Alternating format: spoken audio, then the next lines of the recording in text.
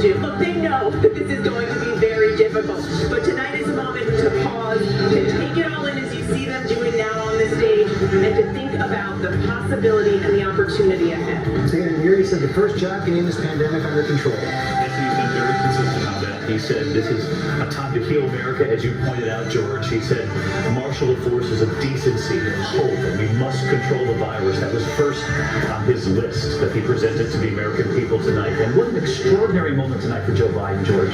He turned 78 years old in just a couple of weeks. This is a man who has dreamed of this moment for more than 30 years. He ran for president 3 times, but perhaps this is the time for the man to meet the moment. He knows what he's walking into. He said, for those of you who voted for Donald Trump, let's give each other a chance. Let's lower the temperature. Let's see each other, listen to each other. And he said, let's end this era of demonization in America. It ends now. And we'll call on Democrats and Republicans to cooperate. And George, this was something he told both of us in this campaign leading up to this moment. That's what he intends to do. Lindsey Davis, Kamala Harris resplending in the white of the suffragette movement, celebrating so many firsts. Daughter of an immigrant, first woman, first black vice president. And when you talk about the first, there are actually T-shirts that the Biden campaign sold prior to this that said "First but not last."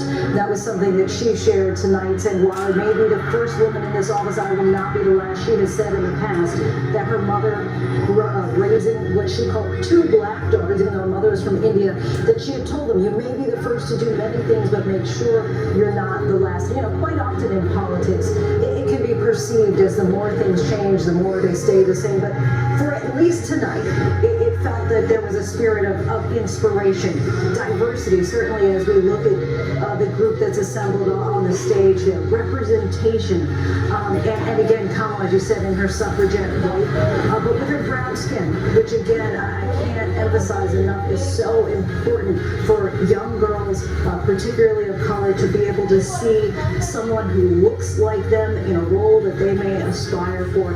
Both the president-elect and vice president-elect talked about opportunity. Both talked about black voters coming through and standing up for them, and both talked about healing. And the word possibilities from both of them as well. John Carl, Joe Biden is a man shaped by loss and recovery from loss. That's where his empathy is rooted, and it was that loss that he cited when he reached out to the Trump supporters. He sure did, George, and there is a line in this speech that I think will reverberate. He said, to make progress, we have to stop treating our opponents as enemies. They are not enemies, they are Americans. That is a dramatic change in tone from where we have been. First day possibly of a new era. You see it right there with Biden. Fireworks above Wilmington, Delaware. We just heard his first speech as president-elect, the first speech from the vice president-elect, Kamala Harris. That is all for us tonight. We're going to have much more in the days ahead. We hope you have a good night as well.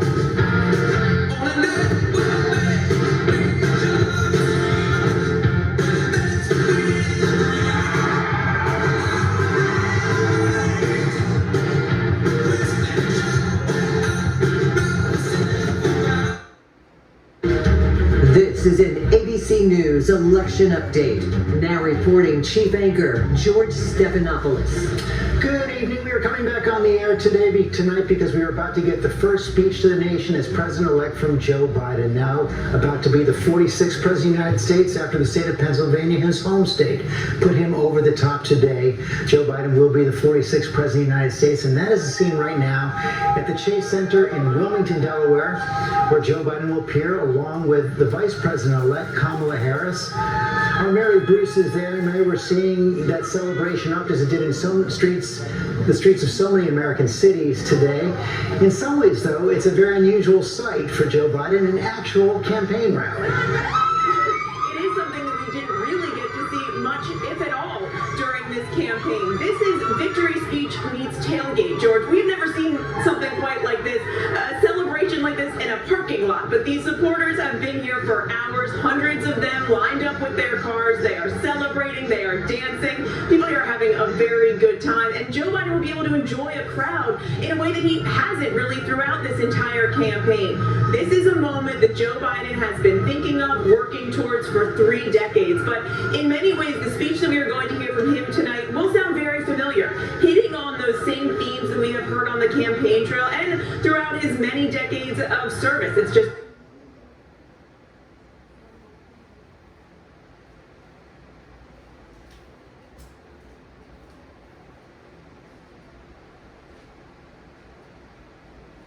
lung cancer, which many Americans know, the pain of losing someone from cancer, and then referencing that Catholic hymn that he will raise you up on eagle's wings. Joe Biden becomes the only second Catholic to ever be elected President of the United States since John F. Kennedy. And so there is a resonance here as well. We'll have a church-going president again, not since George W. Bush really, because we had somebody who went to church on Sundays with regularity. We should probably reflect on the sort of modern family-looking group of people up there on stage. We saw Biden's son, Hunter, who we had not seen in public at all over the course of his campaign, who's there. Holding his new grandchild. Hunter, yes. Oh, no, Yes, the president-elect is holding his. Yes, and then he has now a total of 7 grandchildren. Natalie, Robert, Maisie, Finnegan, Naomi, another child that was born to another woman, Hunter, and then the youngest there with his new wife, Melissa. Kamala Harris, those young children, one of them is Amara, her niece. There was a video shot, actually her grandniece, her niece shot video of them talking the other day about how that 4-year-old could one day become president. She was sitting on her lap. Sitting on It was her a lap. very cute video. Yes. Yeah, people should look at that. And Kamala Harris mentioned her stepchildren, Cole and Ella, who are Doug Emhoff's children. And the senator, or the vice president-elect, actually very good friends with Emhoff's former wife. They're all friendly back in Los Angeles. But these are faces and names we'll get to know over the next few years as they take office. I mean, you know, when you talk about, you know, filling your cabinet with people that look like America, that's what that stage looks like right now.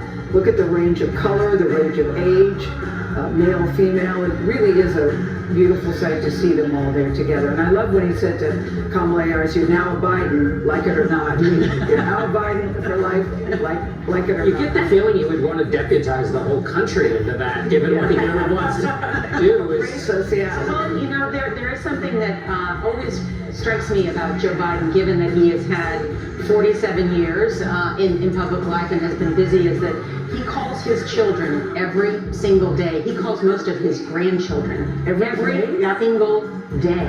Just to say hey? Just to say hey. Yeah, I know you text with your kids every day and send pictures and stuff too. But Those of us with teenagers that don't get a response.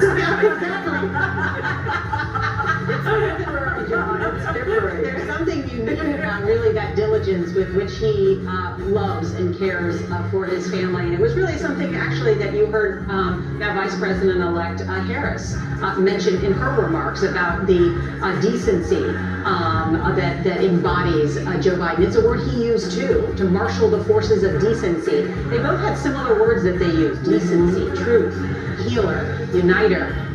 Now science. Yeah. They both emphasize science, which I thought was interesting. And you know, Not to COVID. it was a speech that was very true to Joe Biden. Yes. The reason it sounded so natural is because these are themes that he has sounded throughout his political career, including 36 years on Capitol Hill. He was always someone who was trying to make a deal, trying to reach out to the other side. In fact, some Democrats were frustrated with him when he was vice president because they felt he was too eager to reach out to the other side and make a deal. I was just reading a quote from a Republican in Congress from a few years ago who said, "I don't always agree with him, but I do trust him implicitly. He doesn't break his word. He doesn't waste time telling me why I'm wrong. He gets down to brass tacks and keeps sight of the stakes." You know who said that? Who? Mitch McConnell. Oh, when Nancy, when? The long game. Yeah. In the book. I was going to say, John, how did you know that?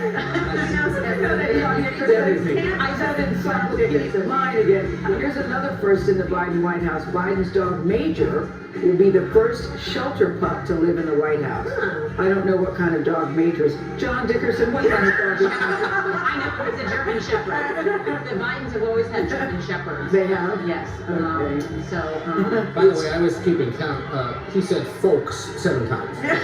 But Now, no is one, he- No malarkey tonight. He threw a y'all in there as well. You know, I found the phrase that I was looking for, Vice President-elect's phrase about Joe Biden. She said he is a man with a big heart who loves without abandon. Yes. And he certainly has done that with his family and through his career as a public servant. And that will be his task, is to love with abandon those who disagree with him vehemently, and the direction that perhaps he wants to take the country, and feel sort of stuck in their ways about what they believe, and the distrust that has really come to embody our politics. That you can, for some reason, it's extended beyond what you believe, that you can't trust the other person. It's interesting that we're sitting here at Times Square. You can hear the roar of the crowd as we're sitting in the building. You can hear the applause. The car horns have gotten louder now that it's over. I mean, you feel it's a big celebration right outside of our walls. I like too that he mentioned again he will work just as hard for those who didn't work for me. I will work just as hard for you. Again, he keeps extending that branch to say, I'm here for you and want to work with you. I think that's a very important message to send. And you can't say it enough.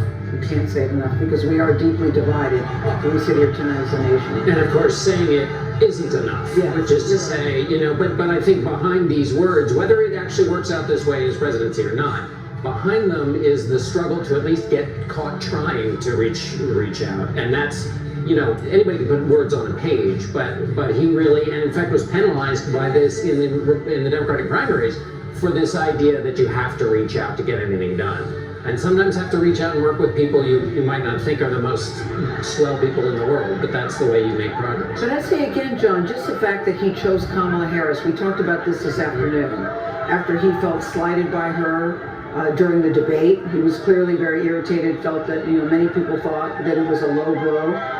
But you could see that he got past that because he chose what he felt was best for him and what was best for the country. I think that speaks volumes about who he is as a person.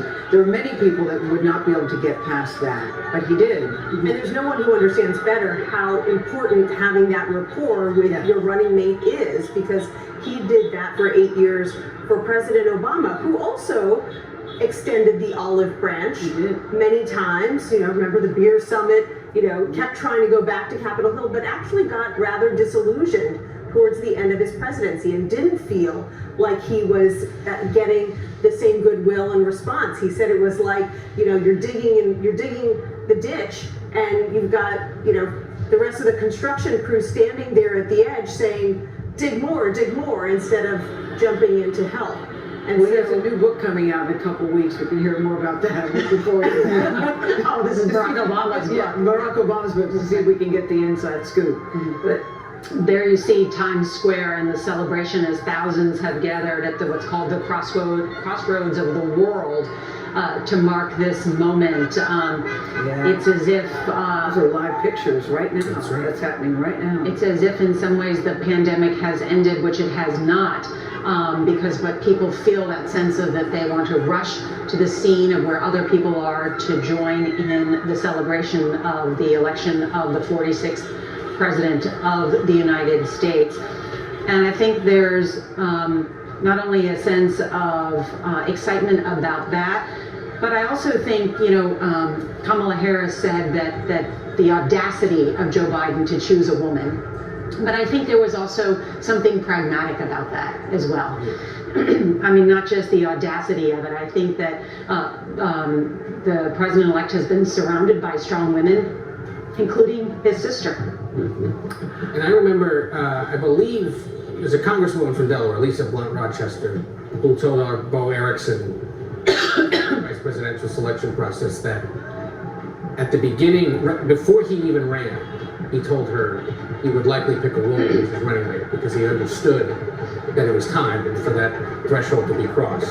So it was always in the back of his mind. He surprised everyone in March, right as the pandemic was beginning, in his final primary debate with Bernie Sanders by announcing that he would do it, and immediately faced pressure to pick a woman of color, and understanding that there was an opportunity, given that Kamala Harris was in the race. And what was going on in the country at the time, right. too. He, in the process, elevated several women of color in his party who are now household names, at least to those who watch a lot of TV news. Keisha Lance Bottoms of Atlanta, Val Demings of Florida, people who were not well known, but he helped elevate. And that is part of what his administration plans to do, is to put people in positions. He has said it but he means it. And his aides tell us he means it. He will put people in positions of power that have not been in those kinds of positions before because he wants the country to understand and accept that people like that can be working in government. And I thought he was actually very explicit about that right at the start of his speech tonight, saying the African American community has always had my back, and now it's my turn to have yours. It's a real recognition, some would say an overdue recognition, that African Americans and African American women in particular have delivered victories for Democrats time and time again, and perhaps have not gotten the recognition and the respect that they deserve for that reliability. Since 1976, 80% of African American women have voted for the Democratic presidential candidate every time. No other block of voters has been that loyal to a Democratic presidential candidate in his time. He understood that. It certainly propelled his victory not only in the primary, but also backed him in the general election as well. We want to bring in Senator Chris Coons, a close friend of the new president-elect. He holds the Senate seat that Joe Biden once held. Good evening, Senator Coons, and thank you so much for joining us, especially on this momentous occasion. And I guess, have the fireworks already stopped? Nora, it's been an amazing evening. I think Joe gave a powerful, a moving speech. And to see Joe Biden and Kamala Harris on this stage behind me just a few moments ago brought tears to many eyes here in Wilmington, Delaware, and hope to many hearts all across our nation. I know you've spoken with him. Just how ambitious is his agenda even before he moves into the White House? Well, as you know, bringing our country together in this moment of deep division, getting us out of this pandemic, rebuilding our economy so it's more just and sustainable, and restoring our place in the world. That's a fairly ambitious agenda. That's what Joe's been running on since he announced in April of last year, and I think he is exactly the right leader to deliver on that ambitious agenda for our nation this coming year. And have you been able to speak with him today? Do you know if he's going to reach out to President Trump, or is he waiting first to hear from him? What's your sense of that? I don't know whether he will reach out first, but as you heard in his speech tonight, and as you've heard from him all along the campaign trail, Joe is someone who believes deeply in healing the divisions in this country, in bringing us together.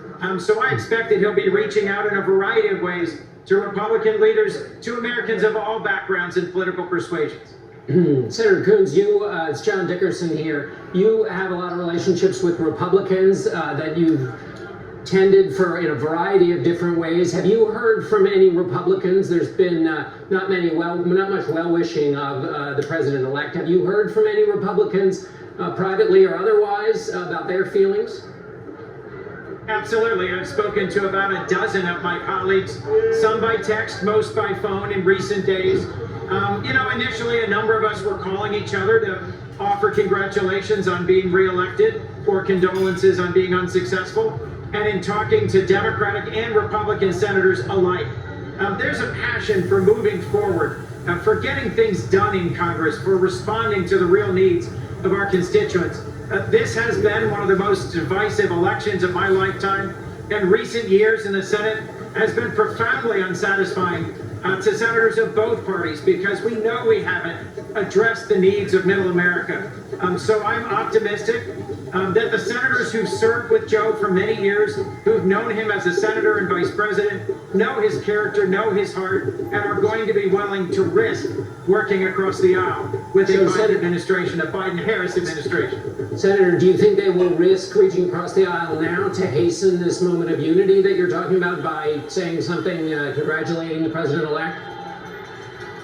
I hope so.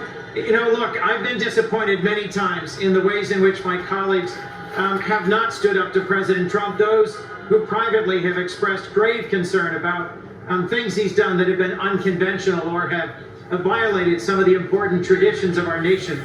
This is a moment for all of us to come together to support the president-elect and the vice president-elect, but more importantly, to support the American people. You heard in Joe's remarks tonight that his hope, his ambition is to lead as an American president, not a Democratic president, and we have an opportunity to do that now. And I'm hopeful my colleagues of all backgrounds, Democrat, Independent, and Republican in the Senate, will come forward and do that. Senator Coates, I agree with you. It's Gayle King speaking, when you said you think it's one of the best speeches he's ever given. There were so many highlights, if you will, but as someone who has known him for such a long time, can you share with us what this moment means to him? You know, it's true when they say third time's the charm, it seems, for your friend tonight.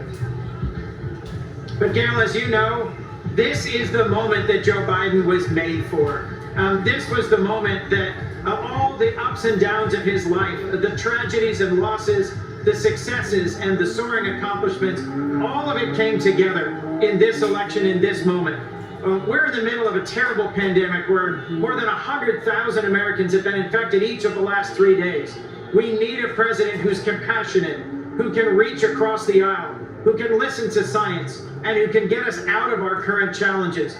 Joe has run twice before, but this is the moment that he was built for because of his optimism, his deep belief in the American people. You heard his message tonight of confidence that we can do things together to hit in this challenging time in our nation. And Kamala Harris is just the right person to lead alongside him as vice president. I don't know if you've had a chance to look at your TV this afternoon, but I described it as a nationwide block party. You can really see the exuberance and the bliss of people in the streets. What does that say to you? Of course, the Trump supporters are not happy tonight. We understand that too, and acknowledge the power that Donald Trump has among the people who supported him. But what does it say to you when you look at the people celebrating in the streets the way they are in this country tonight? Well, I think the joy that I heard here in Delaware wasn't just for Republicans or Democrats. It was really about our democracy working and moving forward. The last 4 days have been long, and people have been patient. And 150 million Americans roughly came out to vote in this election. And think about it, the ways in which we have shown as a nation our confidence in our system, in our democracy, and the ways in which the elation, the jubilation, the dancing in the streets that you're talking about, Gail, that's an expression of joyfulness and of hopefulness about what is possible with the leadership of Joe Biden and Kamala Harris, and with the willingness to work together. Senator Coons, it's Nancy Cordes. Good to see you. You talked a minute ago about the need to restore the nation's place in the world. Well, you've been mentioned several times as someone who might be on the president-elect's short list for Secretary of State. Yes. So is that a position you'd be interested in? What qualities would you like to see in the next Secretary of State? Well, Nancy, as you know, I've worked hard in the last decade to bridge the differences in the Senate. And I think Joe is perfectly positioned to be the person to help bridge some of the real challenges in the world. The best way that we can be a successful nation on the world stage is to heal our democracy here at home. And whether Joe asks me to be a part of that work in the Senate or in another way as a part of his administration, I'd be honored to do so. He has a number of very talented people right around him who've served with him many years from whom he could choose. But if I got that opportunity, it'd be the honor of a lifetime. All right, Senator Coons, thank you so much for joining us as we wrap up there from Wilmington, Delaware, just as we heard the president-elect saying that he pledges to be an American who will seek not to divide, but to unify. There's a lot more ahead. We'll check in with our correspondents at the celebrations around the country as we continue our coverage of the election of Joe Biden and Kamala Harris right here on CBS News.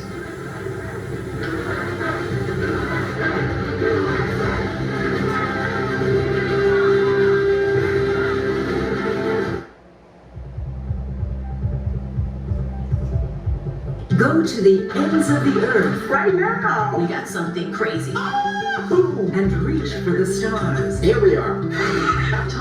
Yes, it's my comeback.